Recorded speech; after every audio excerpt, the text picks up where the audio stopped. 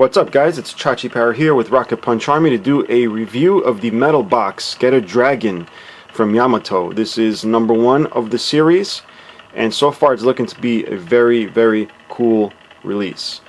So take a second here to see the rest of the box. Check out the front. So front here you'll see the Metalbox Gokin, I believe the G is for. Again, Metalbox Gokin number 1. Shows some profile pictures of the actual figure in line form. Side panels, just standard pictures of the toy. And if we get to the back, you'll see more of what's included in the contents, including this little flash gimmick, which is a little LED inside of the head. Unfortunately, of course, I do not have the batteries for it, so we'll just have to do without that for a second. So it says here the height is 130 millimeters. It's got 300 grams in weight. It shows you that it's articulated, has a flash feature, and 10 accessories. This is pretty cool, the way they make these icons to be able to let you know what's included in the kit, even though you probably already know if you're buying this. And of course you got your obligatory Spanish and Greek and whatever else is back there I can't read. And of course the battery thing here is upside down. So it does require the LR41s. Now I have a bunch of little LED flashlights which do use LR41s, but of course all the batteries are dead. Now what I really like about this set is the way it comes with this little window thing here, which is very reminiscent of the older or old school type robot releases. This one does not have clear plastic though. It's just a cutout piece of cardboard. It's really not being held on by anything. When you take it out of the box, it pretty much comes out of the box without this on it. But it does look pretty cool, I think. The colors, black and red, look really nice. And the figure itself comes nestled here in this tray. But we'll take a look at these other parts here, which is a stand, different hands here, and you got your instruction booklet. And if we pull that out, let's see what we got. And the Metalboy Gokin logos. Alright, so let's go ahead and check out the figure. Pop him right out of his tray. Alright, there we go. Now, before I show you the figure, I'm going to show you the weapons. Got the axes here, very nicely molded. Just one color, no paint on them. You got 2 of them. You got the shoulder pieces, which you have to attach. You got 2 of those. You got the cape right here, which is a hard ABS plastic. Alright, we'll set that to the side. And finally, we get to see the GETTER Dragon here. So let's take him out. And he comes with these little protective things on his arm, so let's go ahead and remove that. Alright, very good that they include that in case shipping it doesn't bang up against the body. And I gotta say right off the bat, I do collect the ES Gokins from Fewture, Artstorm, and this just feels higher quality. It does feel heavy. It seems to be a little bit bigger than the ES Gokins, but definitely heavier. And they're giving them a run for the money, guys, to be honest. I mean, if this is the kind of quality we're going to expect in this line, definitely giving the ES Gokins a run for the money. Molding is sharp.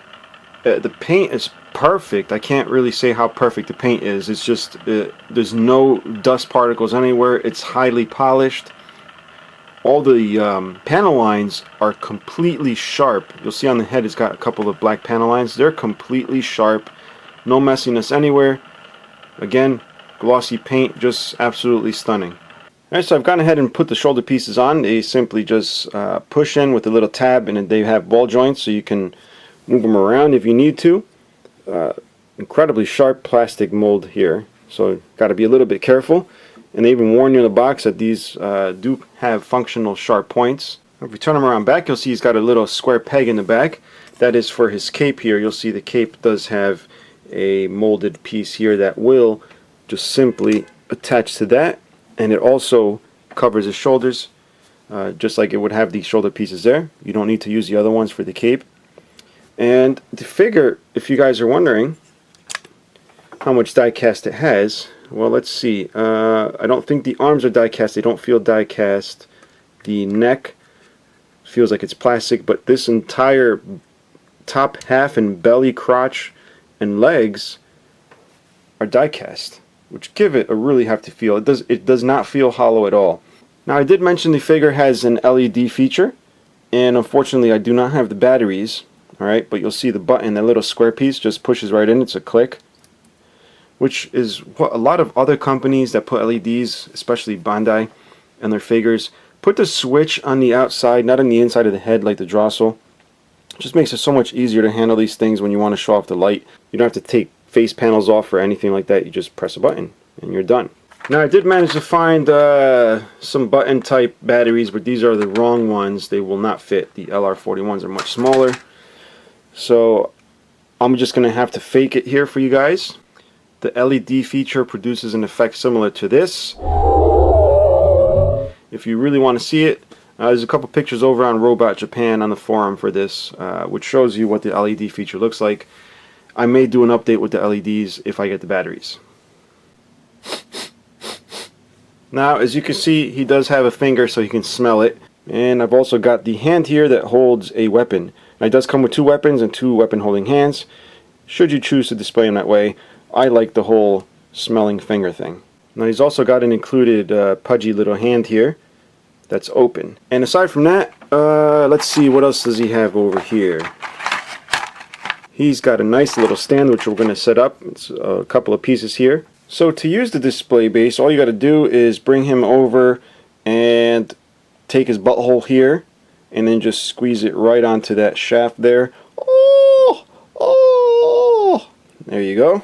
And I believe the other front piece here is for him to lay here like in a flight mode, so we'll check that out here. Just looks a bit odd to have the stand right up his butt here, as you'll see. I don't know what it is with these toys and buttholes. Alright, so what I want to do now, guys, is check out the articulation. I almost forgot to show you guys that.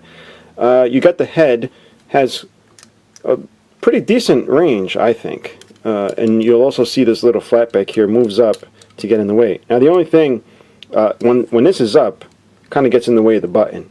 So in case you guys are having problems pressing that button and you don't know that this moves, just push it down. Then you'll be able to push the button. So you got the base of the neck here also moves, the white part here, aside from the head moving on top of that, which I thought was really cool. Check that out. Alright, that's a good amount of movement there. You got the shoulders and the elbows, although they pop off, they just pop right back in.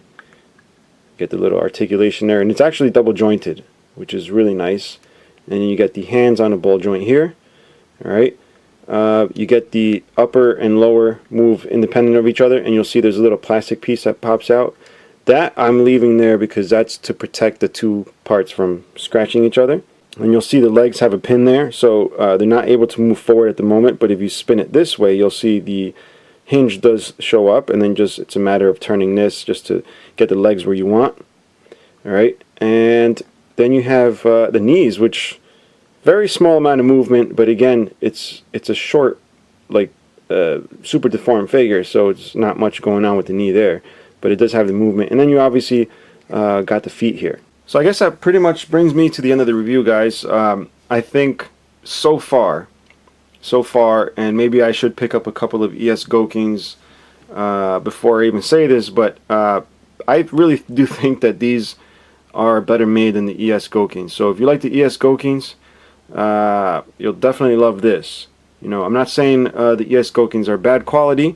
They're pretty much almost the same. It's just this one just felt a little more solid, at least this exact one. So it remains to be seen if the rest of the line is going to be the same. But I hope you enjoyed the review, guys. If you have any questions or comments, as always, leave them below. I will try and answer them. Until next time, guys, bye-bye.